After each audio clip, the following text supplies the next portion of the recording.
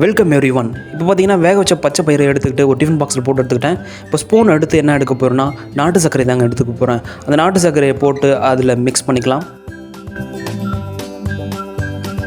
ஒரு ஸ்பூன் போட்டாச்சு. அடுத்து இன்னொரு ஸ்பூனும் நம்ம எடுத்து அதில் போட்டுக்கலாம்.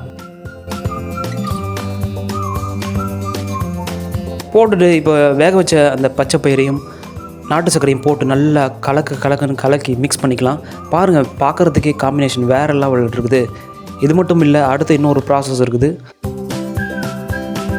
இதுதாங்க கிவிப்பழம். கிவிப்பழத்தை நம்ம இப்போது வெட்டி அதில் ஜாயின் பண்ண போகிறோம். ஒரே வெட்டு 3 துண்டு.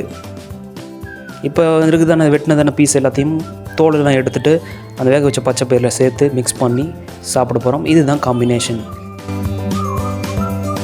வாவ், பார்க்குறதுக்கு வேறு லெவல் இருக்குது காய்ஸ். வேக வச்ச பச்சை பயிறு, கிவி பழம், நாட்டு சர்க்கரை. சாப்பிட்ட பார்த்தா செம்ம டேஸ்ட் ஆகுது. நீங்களும் இந்த மாதிரி ட்ரை பண்ணி பாருங்கள்.